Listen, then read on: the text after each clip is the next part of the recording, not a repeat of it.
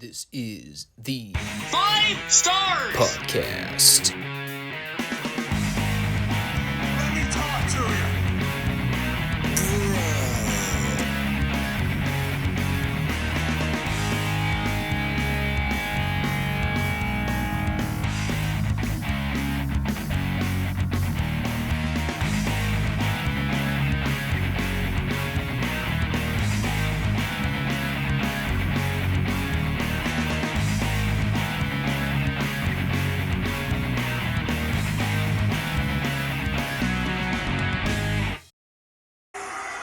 What do you guys want to talk about?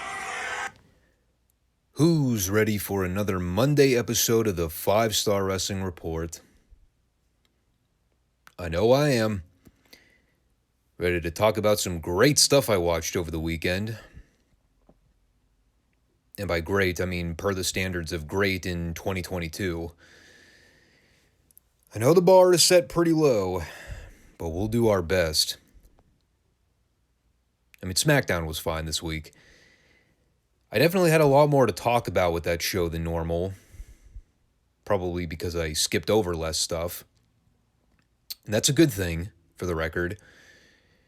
Retro Raw, which we will talk about shortly, is pretty uneventful, excluding the final segment of the show, which was kind of the only thing that was really worth talking about.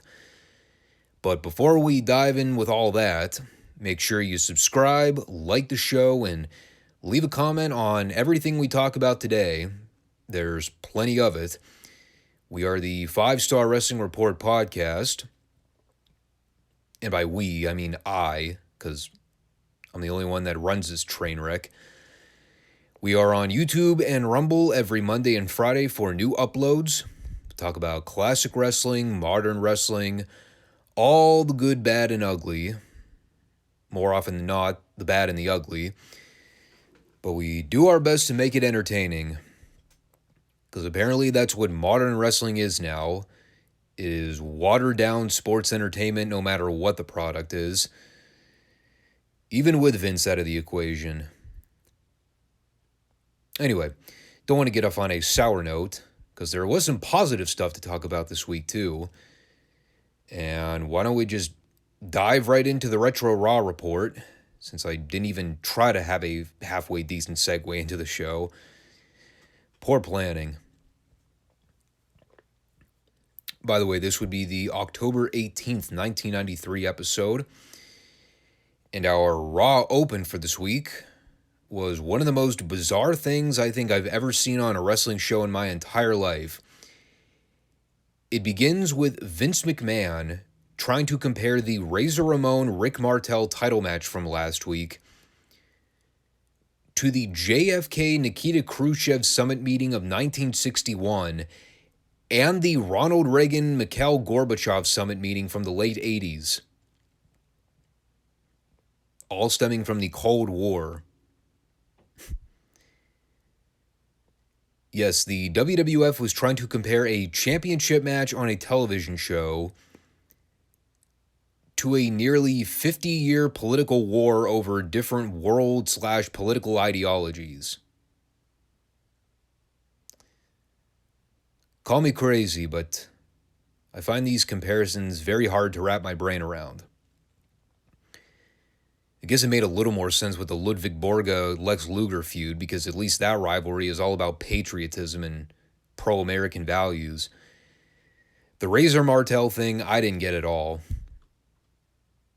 Anyway, looking past that quirky opening, the other thing they were drawing attention to was the fact that tonight we were going to get some closure to the Crush Macho Man saga, and Savage was convinced that when Crush arrived at the building, they were going to be able to put all of this behind them and move on as friends.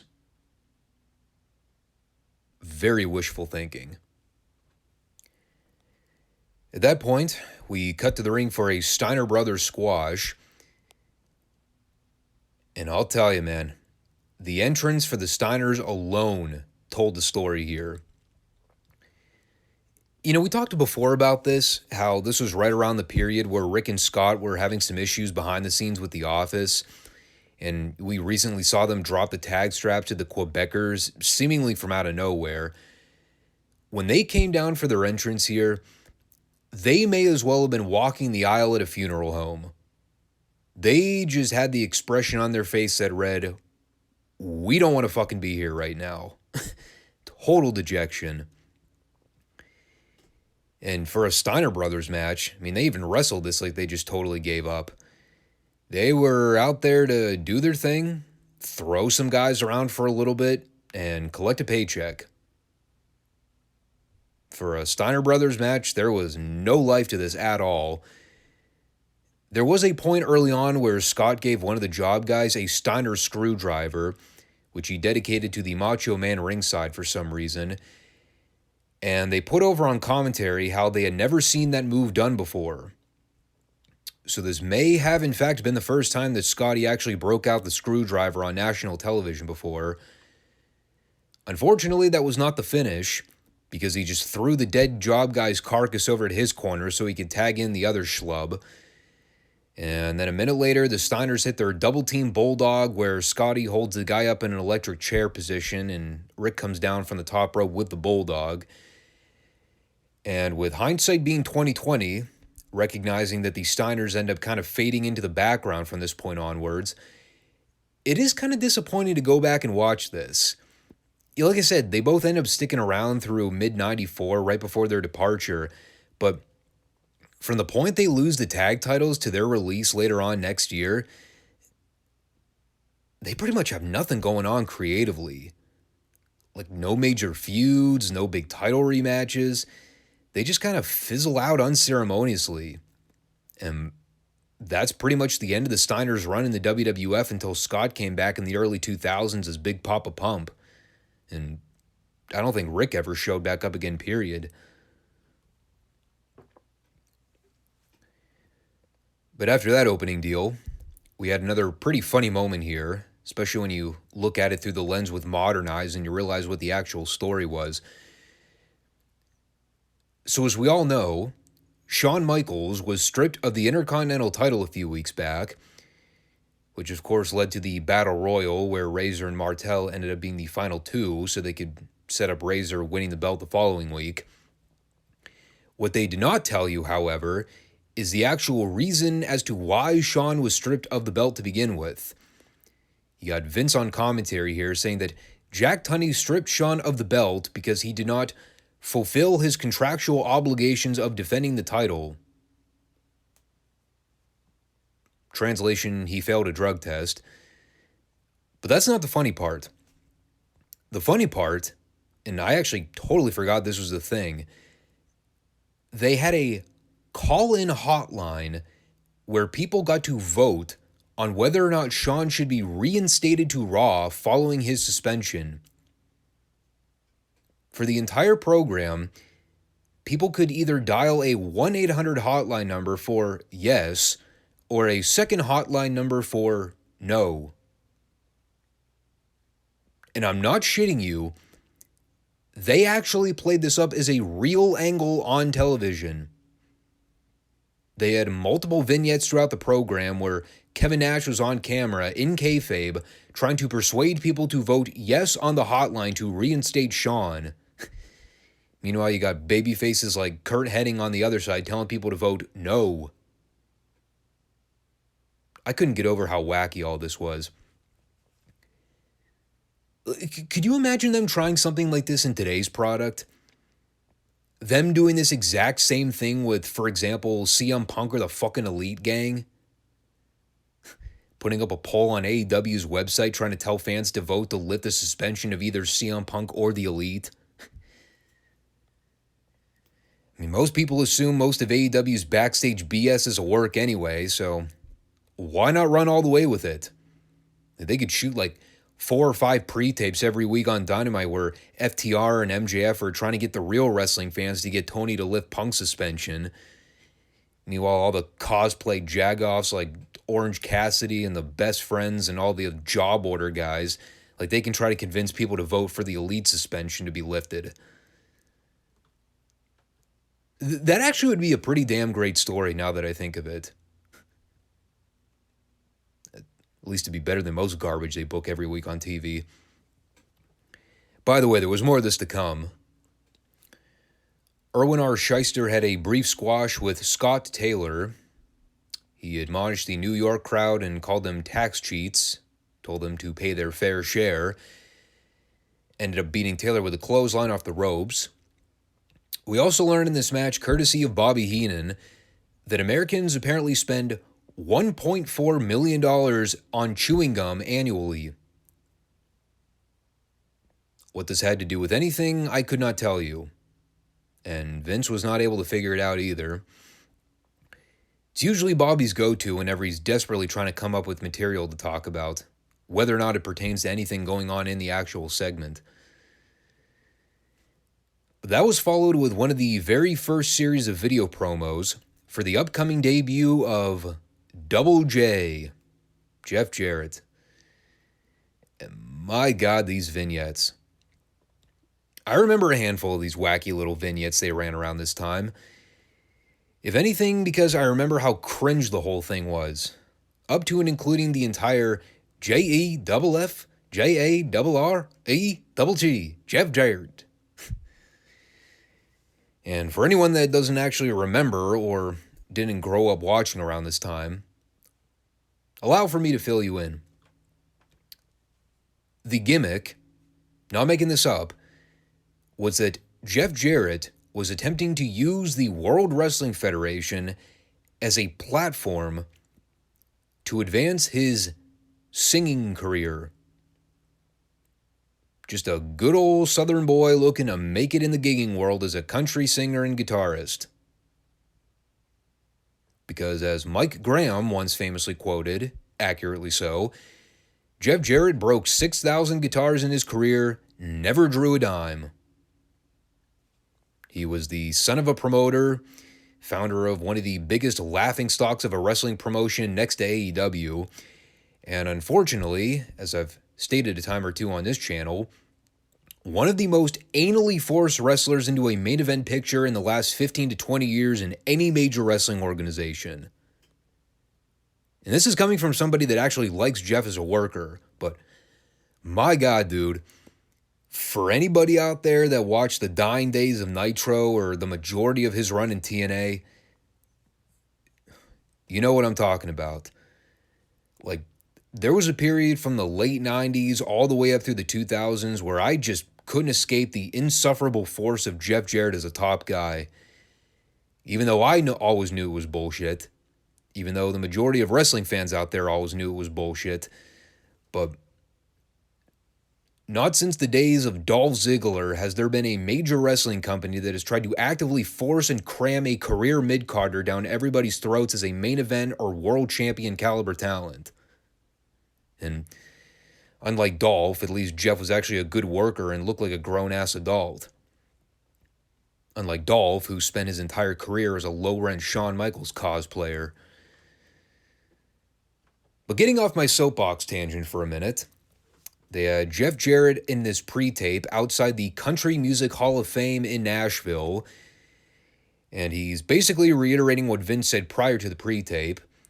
Did his JEFF, JARREGG shtick about 80 times, and I will never be able to do that without throwing in the Southern accent. Says he's going to use the WWF as a stepping stone to advance his country music career. And after all is said and done, they're going to rename the Country Music Hall of Fame the Double J Hall of Fame, and he's going to have gold records and gold plates all over the establishment.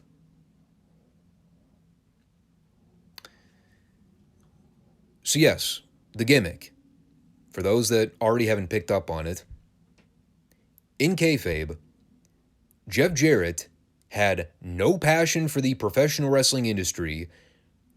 Rather, he wanted to use wrestling as a pit stop so that he could advance himself as a country singer. And at that point onward, the infamous 6,000 broken guitars quote stood the test of time. One broken Martin's acoustic after another. Not one dime was drawn off of it. Just a bunch of gimmick guitar shots that have been overdone to death in years since then. And people have tried to replicate it. All have failed. Tatanka wrestled Mike Sharp. Iron Mike Sharp, that is.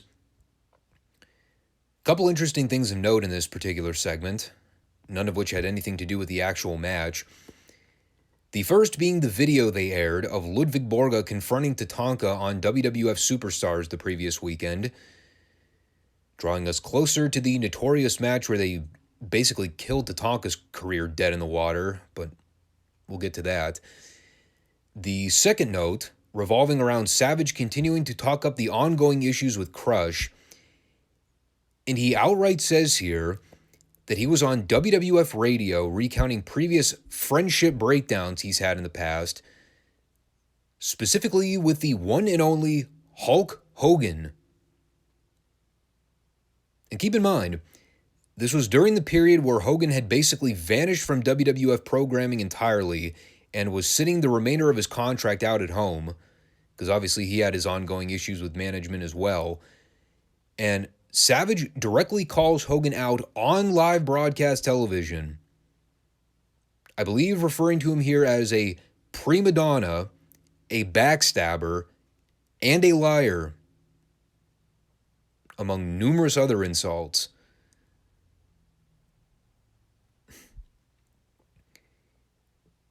You know, I never thought much of this at the time, but Savage aired a lot of insider terminology and backstage material on these shows, and he made no effort to be conspicuous about it. Like, we've heard him drop some insider terms a time or two, but him basically calling Hogan a backstabbing prick on live broadcast television? No wonder Hogan never had an urge to go back to the WWF. Good Lord, talk about adding gasoline to the fire. Anyway, Tatanka went over here with something. I totally forgot to write it down. I was more so fixated on typing my notes here with Savage burying Hulk Hogan on Raw. There's something peculiarly funny about that.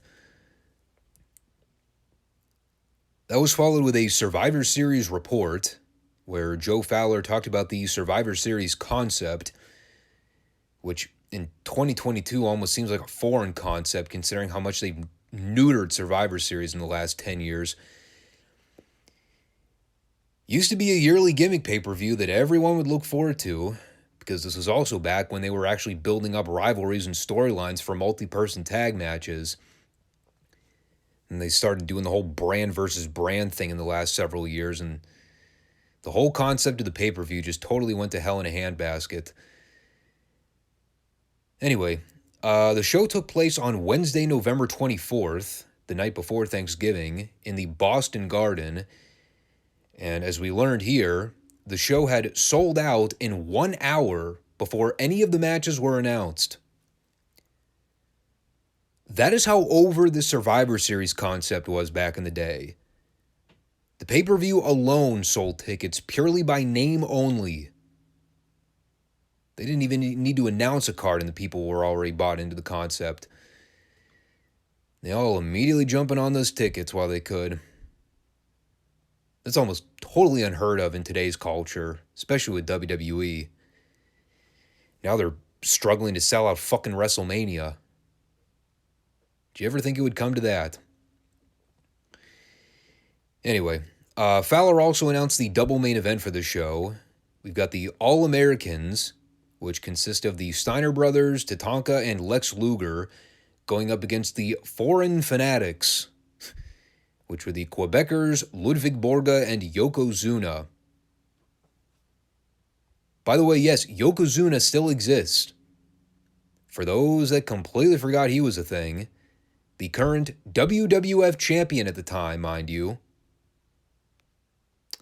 And the other main event, a match that I remember for all the wrong reasons, was the Hart family, which was Brett, Owen, Bruce, and Keith, versus Jerry Lawler and his Knights. And I'm not making that up, by the way.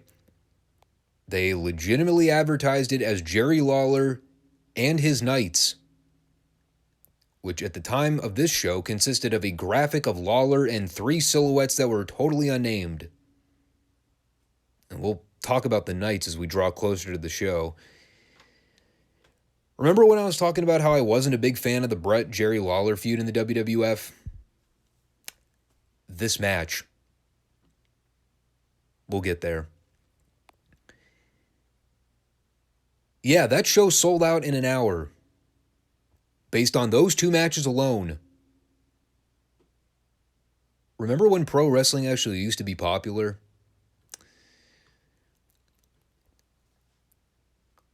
We had a Bam Bam Bigelow squash that I wrote almost nothing down on. Killed the guy with a diving splash over the top rope. Most of the match was spent with Bobby Heenan telling the Macho Man that he better have a damn good story for what he allegedly put Crush through. Because they shot a quick pre-tape in the back right before the previous commercial where Heenan met up with Crush in the back and helped him carry in his gear. And apparently Crush spilled the beans as to what was going on with him and Savage. More to come on that in a minute. We did have a brief pre-tape with Diesel begging and pleading for the fans to vote to reinstate Shawn Michaels by calling the 1-800 number. And we even got a signature "come on" line, which for some reason I found funny coming from Kevin Nash. I also liked his bit here at the end where he told people that even if they don't want Shawn back, they should still dial the 1-800 hotline number to vote yes to reinstate Shawn anyway. Good heel move. I'm sure there were plenty of saps that bought it. But then came the real highlight of the show. The official summit meeting between the Macho Man and Crush. A feud that stands up to the Cold War as the most heated rivalry in modern recorded history.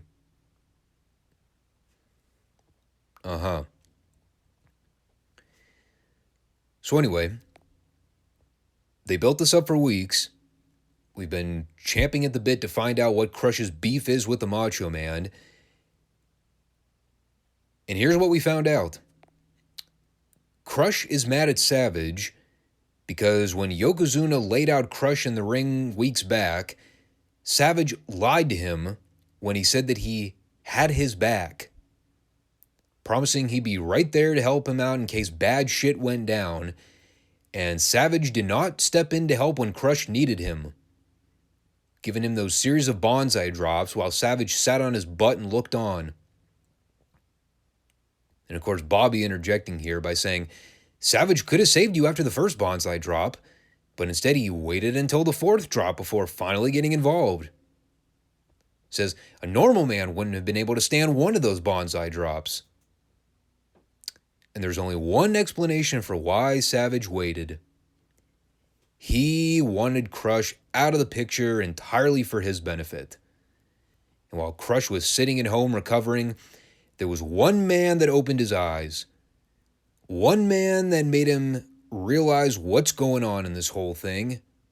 The man that Crush came out to the ring with here. None other than Master Fuji. Fuji was the one that made Crush realize that Savage is a bad apple. And now that Crush has seen the light, he's here to issue a warning to Savage. Tells him to stay out of his life, stay out of his business, and stay out of his way. And at that point, Savage has heard enough. And he gets in the ring to speak his mind. Tells Crush that this whole thing has been blown out of proportion, and right now, he's out of line. Aligning himself with a parasite like Mr. Fuji is the wrong move. He's issuing a peace offering to Crush where they can sit down and talk the issue out man to man. And if Savage is wrong, he'll own up to it. But all he's asking for is Crush to give him the chance. No Fuji, no Bobby Heenan, no one talking in his ear trying to convince him that Savage is the bad guy. And at this point, Savage tells Crush to shake his hand so they can let bygones be bygones. And while Crush is thinking about it, of course the weasel Bobby Heenan is trying to tell Crush that it's the oldest trick in the book. God, I love Bobby. And Crush thinks about it. He looks around at the people. Of course, everyone's cheering for Crush to do the right thing and shake the man's hand. And finally, Crush does the right thing. He shakes the Macho Man's hand. They play the pomp and circumstance fanfare. Everyone's going crazy for these men. Bobby Heenan's throwing a tantrum on the floor, which was hilarious. All is right with the world. They're going to go talk it out like grown men and get back on the same page together. And then, bam, out of nowhere, Crush decks the Macho Man with a clothesline and lays him out. And he's wailing away on Savage on the floor. Eventually picks him up and drops him throat first, face first on the guardrail in the front row. And while Crush is beating on Savage on the floor, Macho Man's got a busted lip. And finally, it culminates with the ultimate heat angle as Crush throws Savage into the ring while Yokozuna is standing in there with Fuji and Cornette. They just kind of showed up from out of nowhere. And they drag Savage over to the corner so Yoko can hit him with the bonsai drop. As he goes for a second one, the referees all pull Savage out to safety. One of the rare instances in wrestling where officials are actually useful and step in to save the wrestlers from getting utterly destroyed. Nowadays, they'd all just wave their hands in the air and scream, "No, please don't harm the poor bastard." But, that was your big angle for the week. A very memorable one. And a very well done heat angle with a storyline payoff that actually made logical sense. Because on the one hand, I mean, Crush is absolutely wrong for what he did. But on the other hand, you know, if you actually kind of break it down, you can sort of buy into Crush's story that the Macho Man didn't step in to help him when he had the chance. We all watched it live.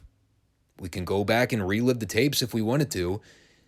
And even if Crush is acting irrationally in the whole ordeal, there is a way to see it from his point of view. So he's not totally out of line with everything.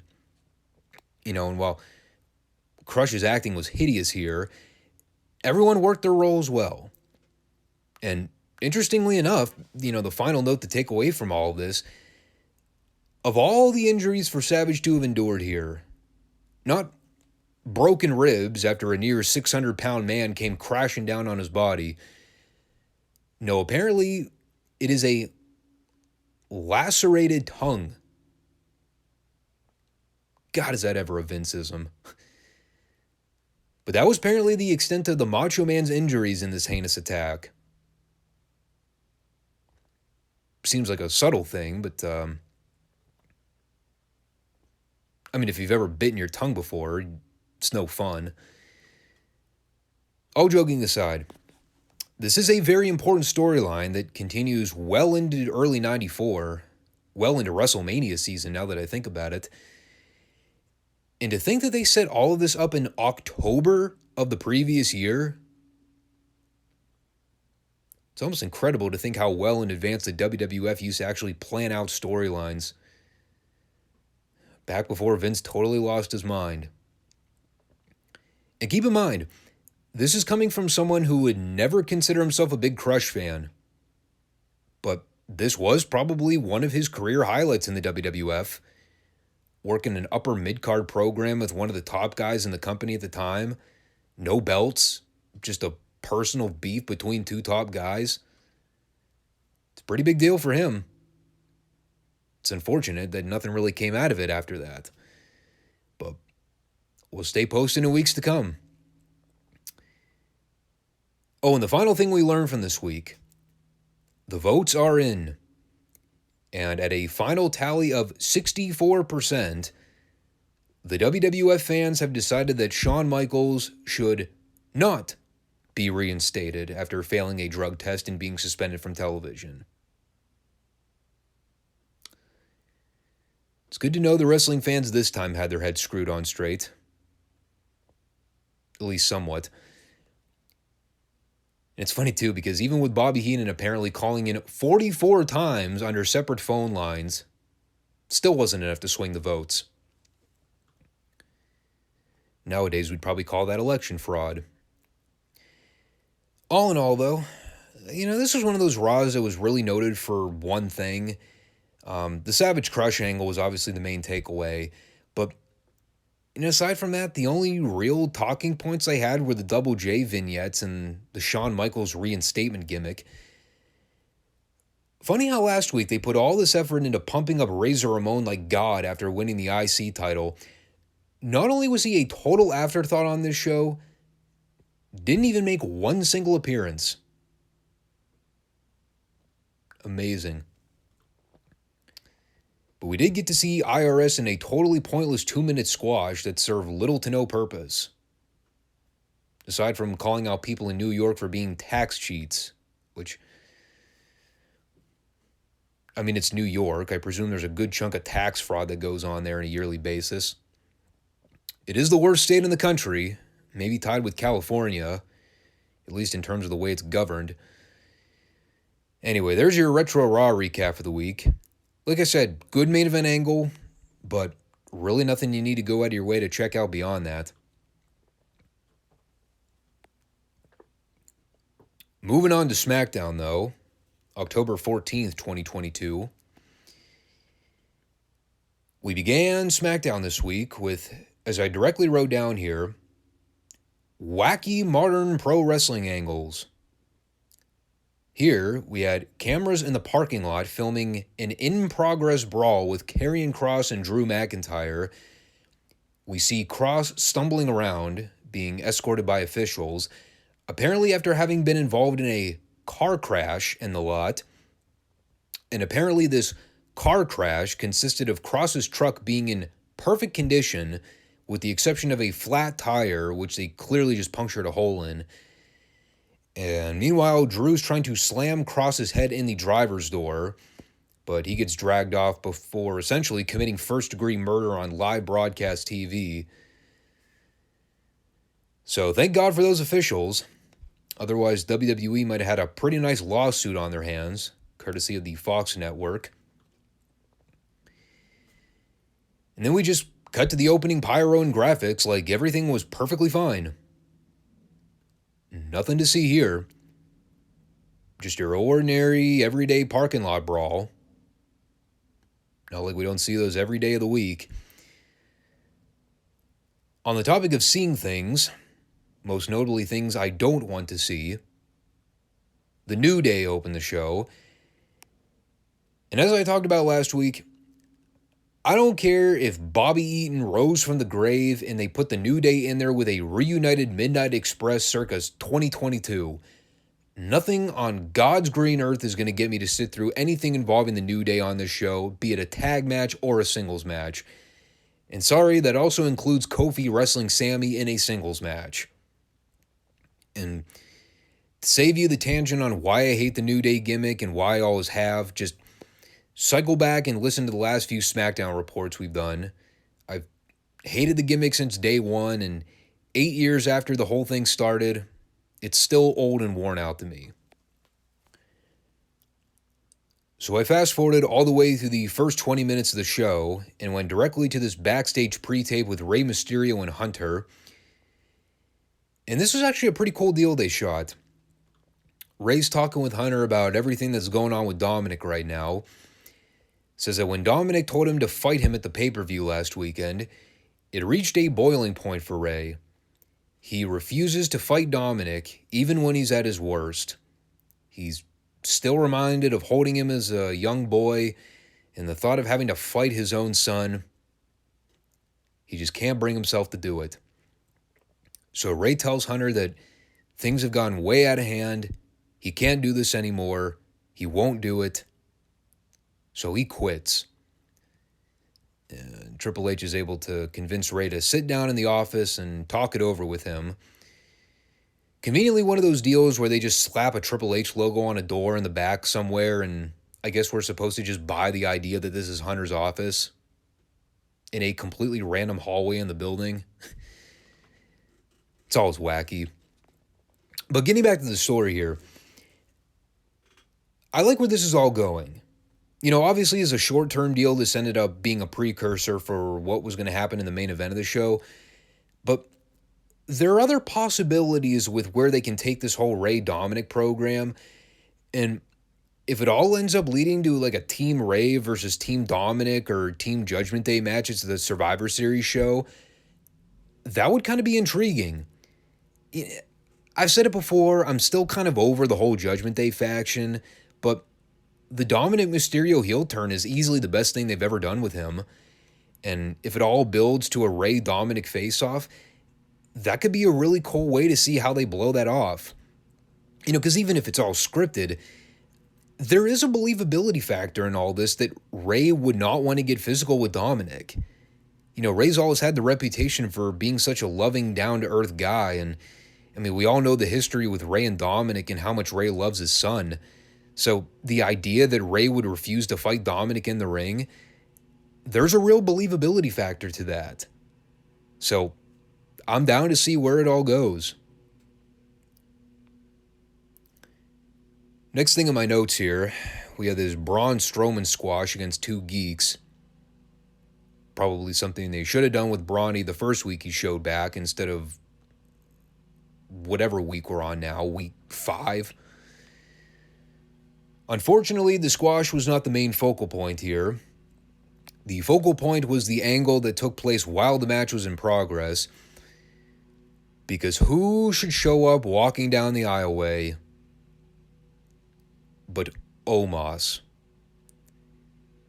And as soon as I saw Omos walk down the stairs and do the face-off with Brawny, a stream of urine began to run down my leg as I began to picture in my head the image of a Braun Strowman versus Omos match on paper.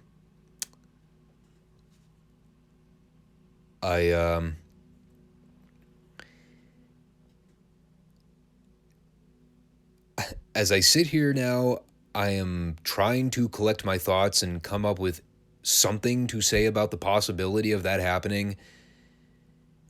The only thing that is coming to mind at the moment is, God, please no. I have not been to church in a while. Maybe this was God's underlying message telling me, if you don't want to experience this match firsthand, you better start attending again.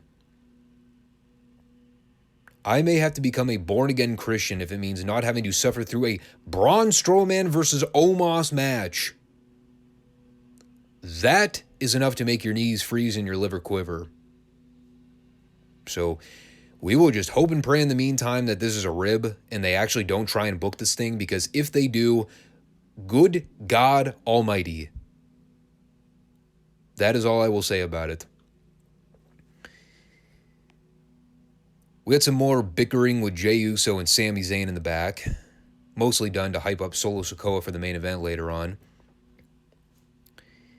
That was followed with a Maximum Male Model segment, and as God is my witness, I had my finger on the fast forward button, getting myself ready to skip past this as quickly as humanly possible. And then I remembered last week, Eli Drake, now back to being LA Knight, had finally turned on the models and he went back to being his original self. And I have been a huge fan of LA Knight, Eli Drake for a long time. So even though the Maximum Male Models gimmick is Death TV, LA is talented enough to actually get me to sit through one of their segments. And goddamn, that guy's a fucking megastar in the wings.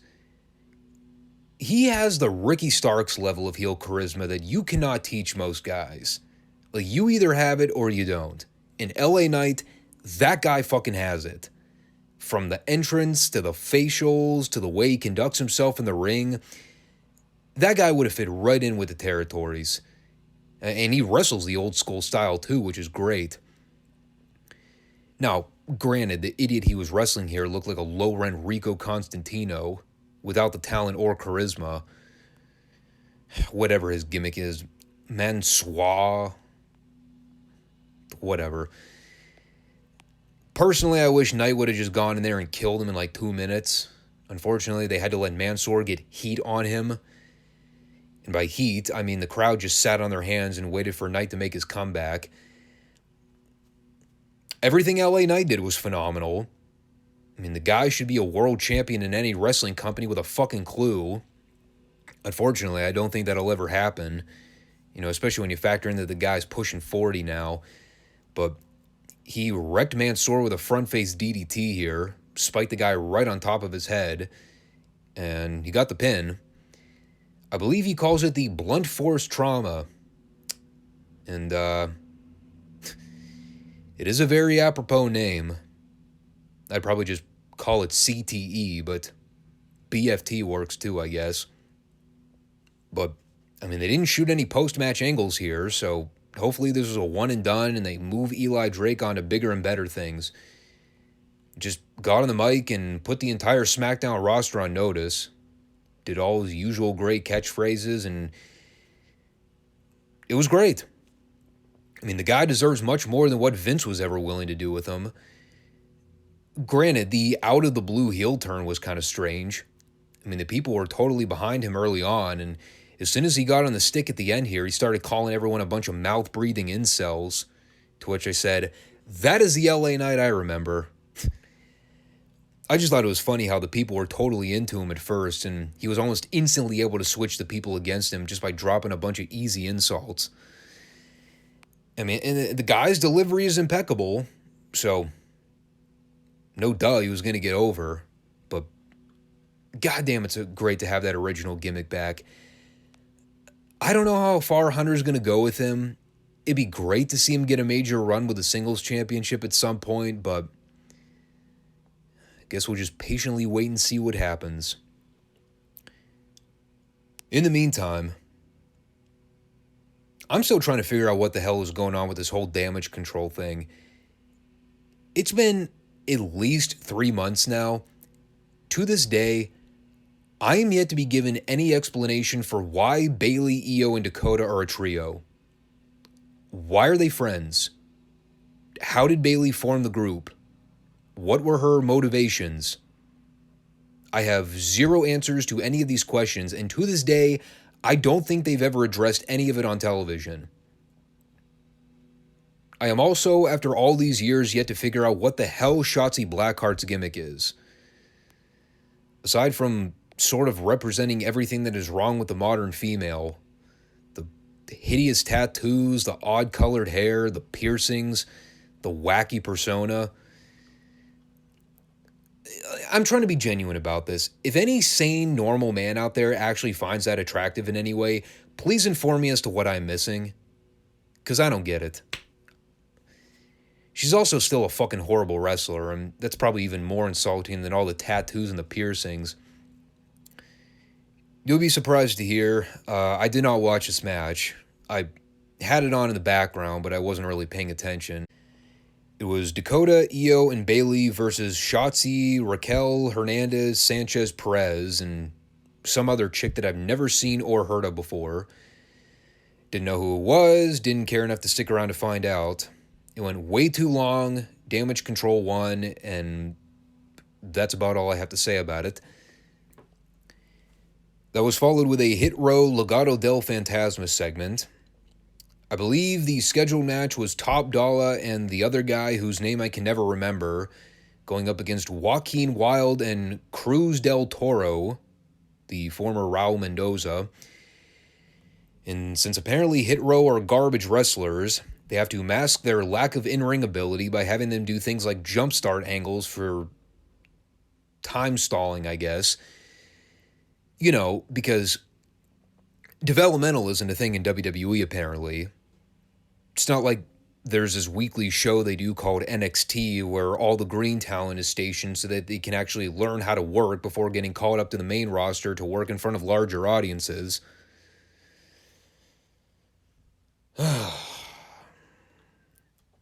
Top Dollar is just fucking horrendous. Never mind that he looks like shit physically. Are we just all on board with the understanding that the guy literally can't do anything offensively? Or the fact that his selling is absolutely wretched? My God, dude. I mean, the whole thing only went like 2 minutes, and the majority of it was just smoke and mirror stuff on the floor where the other faction members were getting into fights. You know, there's a point where Zelina Vega gave B-Fab a clothesline off the steps, and that looked fake as all get out. This whole thing was indie level atrocious. Look, I know Hunter worked exclusively with these guys at one point. I know he probably has a good working relationship with all the Hit Row crew. But in the nicest way I can possibly put this, these people do not belong on a national cable network right now. I'd be hesitant to even put these guys on TV on NXT every week. At least if they're working in NXT, they would fit in with the cast of all the other green people on that roster right now. But for their level of experience, they should not be on television. At least not working in front of a crowd like this. You want to bring these guys back up in 6 months to a year after they've had a little more time to hone their craft and get comfortable in the ring, that's fine. But this thing probably got about 5 minutes of airtime with the pre-match angle and the actual match itself. This whole thing was absolutely abhorrent. This is like AEW level bad with putting green experienced talent out there that has no business being on national television. Just horrible. Whoever signed off on this, shame on them. So then we had what was originally scheduled to be a four-way to determine the number one contender for the Intercontinental title. Originally slated to be Ricochet versus Sheamus versus Solo Sikoa versus Karrion Kross. However, Kross was out because of the attack in the parking lot from earlier on. By the way, whatever happened to Drew for allegedly attacking Kross in the parking lot? Is he going to be suspended for his actions, or are we just supposed to believe that he'll be back on the show next week with no repercussions? So this is where they threw in Rey as the surprise fourth guy, which got a moderately decent pop from the crowd, although it wasn't as big of a reaction as you probably expect it would be. And unfortunately from the onset here, they may have jumped the gun by putting Solo in a spot like this so soon, because the first thing he does in this match is immediately try to go after Ricochet by picking him up. And honestly, I don't even know what the hell he was trying to do. He ended up just kind of falling over Ricochet and tripping out to the floor. In result, also rolling up Ricochet's knee in the process, and you could tell he was favoring it pretty heavily. So that whole thing was a disaster almost from the jump. It was interesting hearing that Sheamus and Rey Mysterio have apparently never had an actual one-on-one match in WWE at any point. Thinking back to how long those two have been around, that's really surprising to hear, actually. I would have thought those two would have had at least a handful of TV matches over the years, but apparently not. Anyway, you all know my thoughts on multi-person matches by now. Generally, these matches always just kind of turn into random hodgepodges of moves. Two guys will be in the ring doing stuff while the other two will be out on the floor selling or sleeping. One of the two. There was some okay stuff here. The Rey Ricochet face-off was kind of fun. Didn't overstay its welcome either with all the back and forth springboard acrobatic stuff they were doing. The commercials always drag these things down because it's right at the point you start seeing things heat up, they immediately take the piss out of it by cutting to a break. It's always annoying. Of course, there's always got to be a stacked up stupidplex tease at some point in these matches. Thankfully, they modified it here by just having Solo powerbomb Ricochet and Rey while Sheamus held up on the top rope. The ending sequence was pretty chaotic, but it ended up being a fitting result, and I'm not just talking about Rey spiking Ricochet on top of his head with whatever in the hell that reversal was from the tombstone piledriver position. But first, we had Sami and Jey Uso run out at the end when Sheamus had Solo in the cloverleaf. And of course, they always say it's no DQ in these matches, so I always revert to the obvious question. If it's no DQ, why wait until 2/3 of the way through the match to run interference instead of just running right out from the opening bell? Never makes any sense to me. And of course, I'm the only one that thinks of that kind of stuff. Meanwhile, I don't have a job. But Sami and Jey end up pounding away on Sheamus on the floor while the ref just stands there and lets it happen. No reinforcement from officials or anything. It takes Butch and Ridge Holland running down to finally send the bloodline packing. And all the while in the ring, Rey and Ricochet are going back and forth for a minute. There's a deal where Ricochet grabs Rey's ankles after an attempted 619.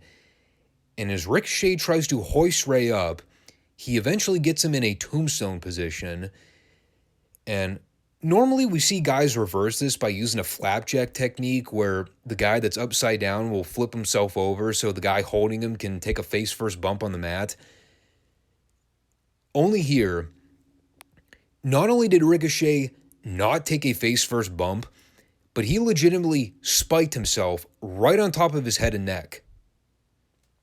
And after seeing the incident from last week where he nearly died falling off the ring apron on the floor on the back of his neck, this was not the kind of bump that I wanted to see Ricochet take. Inadvertent or not. So that was brutal to watch. And then Rey managed to hit Ricochet with the 619 on the second go-around. And then he put him away with the 5-star frog splash. And as we also learned here, for reasons that were not entirely explained well, Rey Mysterio's conversation with Triple H also somehow led to Hunter being able to sign Rey to an exclusive contract on the SmackDown brand. I guess in order to keep him away from having to fight Dominic on Raw. Even though we've already kind of established that guys can jump from brand to brand with no explanation anyway.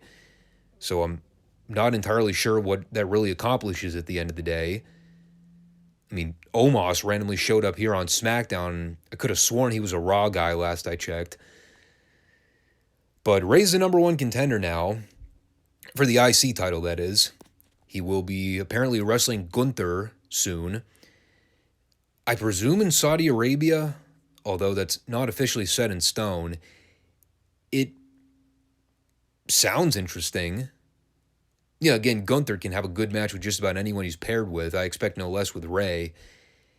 It's kind of a shame they're putting the Sheamus thing on the back burner, but that could only be a short-term thing too. The angle they shot here, it looks like they're probably setting up Sheamus to work a program with Roman, which I don't know how I feel about that. I mean, obviously they wouldn't put the title on Sheamus, and after seeing Sheamus take those falls to Gunther over the IC title, I don't really know how that properly sets up Sheamus to go after the Universal title. But again, this is me trying to rationalize modern wrestling booking, and that normally doesn't go over well to begin with. So we'll just chalk it up to let's see where it goes. They're moving some storylines along, and it's an effort. I'll give it that. But before we wrap things up, I guess we have to talk about this final segment. Boy, did I have a thing or two to say about this. Actually, looking back in the material, I didn't really have a whole lot to say about the actual segment, period. It was kind of like a lot of Bray Wyatt material in WWE is. Very strange. Left me scratching my head wondering what's going on and having about a bazillion questions after the fact. The most notable one being, where's it all going? What happens is, they have Bray come out with his new theme music, and they kind of dollied things up here like they did with Bray's return at the Extreme Rules show. He came out through that doorway again, and he's got the old lantern that he used to walk out with. And, well, it's weird because Bray gets in the ring and starts cutting a promo. Meanwhile, they still got the lights dimmed and they're casting the spider logo or whatever it is over the ring mat while Bray's talking. But what's so bizarre about this whole thing is that I think for the first time in his entire career in WWE, we didn't necessarily get a Bray Wyatt promo, but it was more so a Wyndham Rotunda promo. He was kind of sort of out of kayfabe as he just talked to the people and started self-deprecating the last year of his life out in public. He said the last 12 months have been some of the worst 12 months in his entire life. He lost a lot of things in his life, up to and including his career. He never thought he'd get the opportunity to be out in front of the fans like this again. And he's eternally grateful for everyone that stuck around to support him. And the whole thing was extremely genuine. It was probably the realest thing Bray's done in his entire wrestling career, whether or not you consider that a good thing, kind of up to interpretation. But the gist of his point here is that the fans saved his life because while everyone has been chanting, "Thank you, Bray," Bray is the one that should be thanking the people for sticking with them through thick and thin. And for the first two-thirds of this thing, like I said, you could tell all of this was very genuine and authentic. Like, Bray was obviously choked up talking about this, and you could tell he meant every word he said. At least I certainly believed he meant it. And had they ended everything there, granted, it still would have been kind of strange, but at least I could have said it would have been one of the better things I've seen Bray do in WWE since the whole Wyatt family stuff years ago. And then came the final last 10 seconds right before the abrupt cut. Because while Bray's in the middle of his promo, the lights go out entirely, and the Jumbotron shows the masked guy on screen doing a demonic-sounding promo, and they flash the logo up on screen and cut away. And out of all the questions I had running through my head the entire time this thing was going on, the first thing that immediately sprang to mind after this was over: what exactly was I supposed to take away from this? Are we intended to believe this is another one of those split personality Dr. Jekyll, Mr. Hyde deals where Bray's going to be two different characters at a given time? Because if so, I'm already throwing up a red flag. Especially after the whole Fiend, Mr. Rogers cosplay in the fun house they shot during the pandemic era. Because that shit got worse and worse the more they did it. Then the other thing I wondered was, are we supposed to believe that the masked figure on screen wasn't Bray? Because if that's the case, they already kind of let the cat out of the bag at the Extreme Rules show when Bray came out wearing the exact same mask, and then he took it off to reveal himself at the end. I don't know. I mean, the one thing that's been a constant with Bray's entire WWE career is that, for good or bad, I'm usually intrigued. You know, the stuff he's involved with always leaves me wondering what's going to happen next. I've never been someone to immediately dismiss any of Bray's material because, like it or not, the guy is presented differently than anybody else on that roster. Again, for good or bad. You know, we've all got our opinions. I think it's easy to jump to conclusions and just presume this is all going to be shit by the end. I completely understand the mindset, especially if you've seen the way Bray's run has gone in WWE for the better part of a decade plus. I'm not going to say I hate this. I'm not going to say I like this. All I'm saying is they need to tread lightly with wherever this is going. This is either going to lead to something extremely captivating or it's going to be absolute dog shit. And I don't think there's going to be any middle ground with it. I love the fact that Bray was able to go out there and just be his ordinary self for the first time in his entire life. That was probably the best thing I've ever seen him do, period. I mean, the guy can talk. And, I mean, you could feel and catch on to every word he was saying. But when I saw that masked figure pop up on screen, the first thing that went to my mind was the Fiend split personality stuff. And I was willing to let that all play out when they first introduced it, but when we all saw how quickly it all fell off the rails and never recovered, yeah. I didn't see the Funhouse match he did with John Cena. I didn't see the Swamp match with Braun Strowman. I know for a fact I didn't see the deal where Randy Orton burned the Fiend alive on a pay-per-view and essentially committed first-degree murder, only for the Fiend to rise from the dead and work another match with Orton later on. It got bad raps, probably because it deserved it, and I didn't see any of it, nor do I want to. I have no desire to recount pretty much anything that The Fiend was involved with from that pandemic era. But I did see that Hell in a Cell match he had with Seth Rollins a few years back that basically killed my interest in WWE for the better part of 3 years. And with all the bull crap they've written for that Fiend character after the fact, I'm very skeptical right now as to where this is all going. Like, I've joked about it before. I don't believe in star rating systems. I really don't like the concept of it. But if there ever was a guy that kind of lived up to the moniker of having a lot of, quote, negative 5-star matches, Bray's been involved with a handful of them. And I like Bray. I've been a fan of his for a long time. I don't know how much creative input he has in this whole thing, how much of it's being filtered through Hunter, but I'm on edge with all this. Because if this thing fails, I don't think there's any chance that they salvage Bray's in-ring career. With all the bad shit he's been involved with over the years, they cannot screw this one up. And with Vince not having any input on it, we can't even put the blame on him now.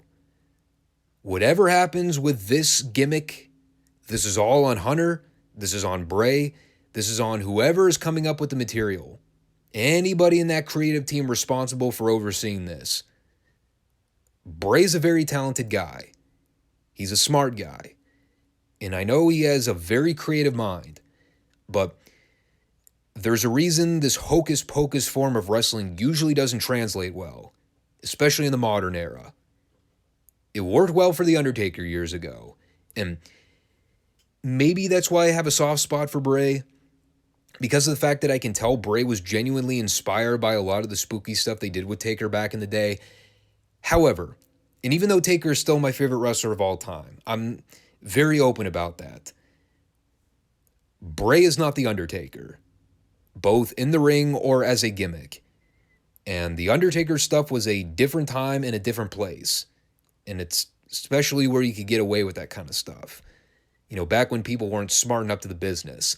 But especially when it comes from a working standpoint, Bray is not The Undertaker in the ring. Because Taker had a natural gift. He was an athlete. Bray, he's not on that level. And he never has been. Which I think is why a lot of his matches get bad raps over the years from fans, because even if people have bought into the gimmicks that Bray's done, even if they've kind of been okay with all the spookiness and the vignettes and the characters and the promos and all that wacky stuff, when it came to Bray actually performing in the ring, it didn't necessarily translate well. I remember a couple good Bray Wyatt matches back from his early run when he was doing the Wyatt family stuff. I still remember that match he had with Bryan Danielson years ago that I thought was really damn good. But more often than not, Bray's in-ring work, the actual matches he's been involved with, yeah, a lot of them have been shit. And I don't think a lot of people would disagree with that statement, especially if you've watched the stuff The Fiend's been involved with for the better part of the last 3 years. Look, we've seen this pan out before. Whenever modern wrestling reverts to the spooky or supernatural gimmicks, 99.9% of the time, they usually fail. Bray can pull off some of the spooky stuff in moderation, but the supernatural shit is not going to fly.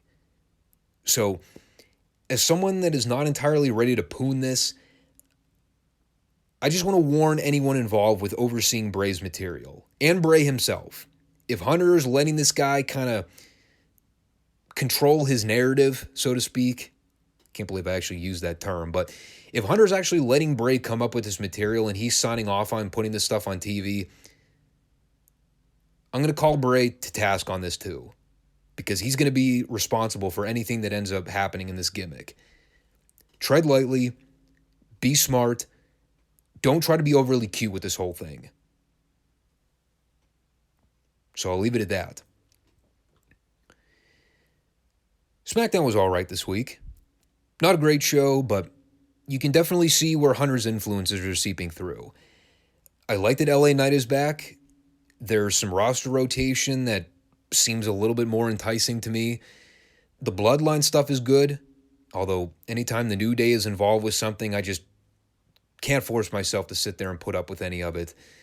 But I am digging the Sami Zayn stuff. Solo's making vast improvements in the ring, even if his showing here wasn't particularly great. But there is a lot of good stuff on this show. Things are keeping my interest. Bray stuff, I'm going to be on the fence about until I see more of the direction they're taking it, but I'm not going to entirely crap on it. I know people kind of want to jump to that already because they've kind of seen how this plays out before, but without Vince kind of calling the shots with it, there is part of me that is genuinely curious to see where they actually take it. So, I'll see. Speaking of taking it, that'll take us to the end of this one. Thanks for stopping in. Make sure you come back every Monday and Friday for the new shows and new content we present. On the subject of Bray 2, if any of you are watching the show and you've made it to this point, feel free to chime in with your comments too. Let me know where you stand with this. Are you entirely ready to dismiss the whole thing? Are you willing to kind of let it pan out? Let me know your thoughts, because I think there is a discussion that should be had about this. But we'll be back this coming Friday for the usual show. Probably will be uploaded a little later than normal, but I promise we'll get it up on time. Dynamite reports are becoming a lot less time consuming for me, mostly because there's just not a whole lot for me to talk about right now with that show. Unless it involves MJF, I'm not entirely engaged with most of the stuff they book on that program. And the Retro Review series is going to be shortened over the next few weeks because of the shorter NWA World Championship Wrestling shows. Not to say it's a bad thing, it just doesn't make for a whole lot of material to cover. But that'll be all for Friday. Take care, all. Peace.